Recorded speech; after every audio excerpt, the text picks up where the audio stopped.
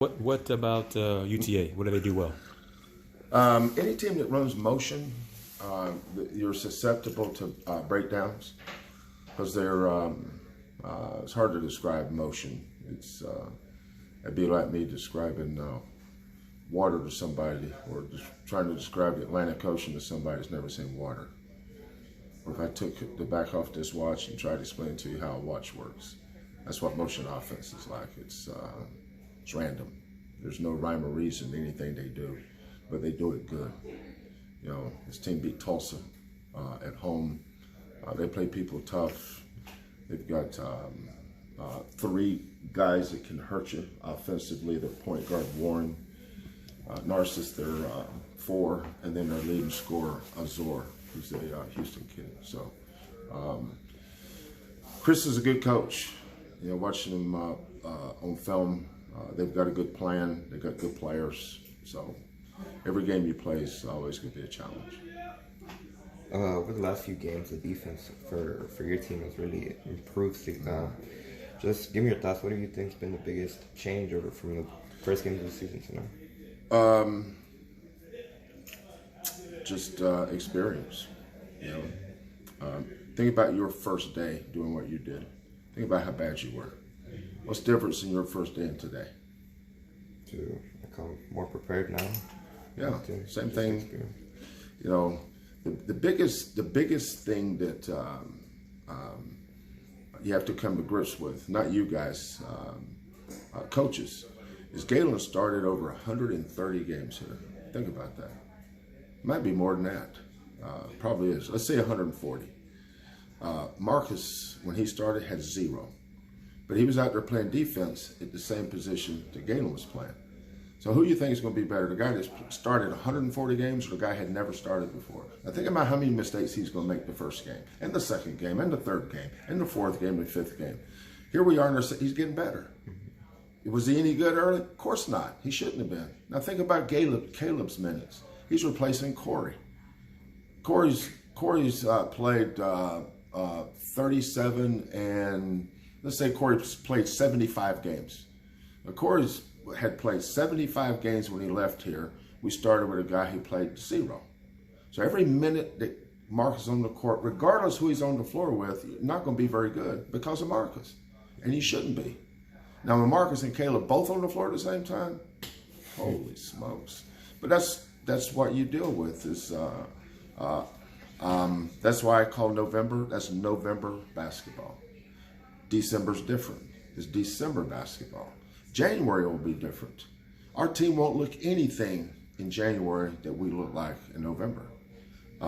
Last year's team was no different. The year before that was no different. 25 years ago was no different. I don't see anything that happens that I haven't seen multiple times before. Kids just get better the more experience they get. You know, when you ask me, you know, why is our defense inexperienced? It's not going to be good. That's why teams lose in November, that they won't lose those games in February. Because especially when you're dealing with new guys. We replaced 4 starters. What about these other guys that played last year? Well, they played last year. They were playing 15 minutes a game. How many minutes a game do you think Dejan averaged last year? 17. How many minutes do you think Nate averaged? Think about it. The more you play, the more your mistakes get exposed. So they had to learn to play 25 plus minutes, 30 minutes. You know, in 18 minutes when they made a mistake, you don't remember it because I took him out and put Corey in and we're good. Now I'm taking Nate out and putting Caleb in. Oh, Lord. Caleb doesn't know whether he's on foot or horseback half the time. But he's a little bit better now than he was. Marcus is better now. Justin Gorham never played a game here. 0 starts. Caleb, 0 starts. Marcus, 0 starts. Who else? Who else are our new guys that's playing? Quentin, 0 starts. Think about it. We had 4 guys never played a game here. Never played a game in this system. You said, well, they played before. They didn't. That wasn't here. So the questions you ask are good questions, but they're real simple answers. Experience. With the inexperience, is it more challenging to defend a motion offense because it's new to some of them? I think the hardest thing to teach young guys, and this is why Duke loses to Stephen F. Austin. Stephen F. Austin probably averages 60 points a game. Well, he scored 80-something at Duke. Why? Because them freshmen don't guard. That's not why they were recruited. You know, look at North Carolina. Cole Anthony's pretty good, right? Well, the last 2 games, they're 0-2, and they've scored about 80 points combined. They can't stop nobody. Freshmen don't guard. That's not an opinion, it's a fact. They have to learn how. And if you can win games while they're learning, good for you. If you're losing, it's the way it goes. That's why I never overreact to any win or loss. I just never do. Because November is November. December's December. Our team's a little bit better right now than we were this time last month. This time in January, we'll be a little bit better. And then you get a little bit better. But it's all about your plan. And we've always had a good plan. What's the health status for everybody overall? I think good. Quentin fell, had a little hip strain, but he got through practice yesterday. We went hard yesterday, and I made him step out toward the end and go get treatment. You know, until it's bothering him a little bit, but he'll be fine. Quentin's won like his second award. He won the Player of the Week in the American. What have you seen from him overall, from the transfer just to his improvement throughout the season? Just give me your comments. Just experience.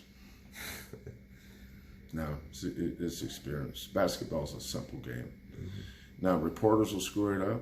Parents will screw it up. Referees will screw it up. Coaches will screw it up. Players will screw it up. But never lose sight, this is a simple game. Mm-hmm. So, you know, we have a definite culture that our kids have to adhere to. I think it's not that they fight it, they don't understand the importance of it. Mm-hmm. You know, that was the value of having Galen here for 4 years, and Dotson here for 2, Rob Gray for 2, Breon for 2, Armani for 3. Those guys were culture bearers. You know, they taught the new guys. You know, one of the things that we had prepared for this team, you know, the guy that was going to be our senior leader was Armani. We lost a lot, not just his 3-point shooting, but his 4 years of ingrained in this culture, passing that along to the other guys. And that's, you know, we lost Armani and gained Quentin. Well, Quentin doesn't understand our culture, you know, but I think he's such a high-level kid that the more he embraces it, the more success he'll have. You guys, it always seems like to begin games, you kind of try to feed Fabian a lot in the post, and that's how you guys try to get a rhythm offensively. Is the game plan going in, or it just happens throughout the course of the game? No, that's just what I decided to do. I did it with Breon. I did it with Victor Avila. Mm-hmm. I did it with Renzai Stone.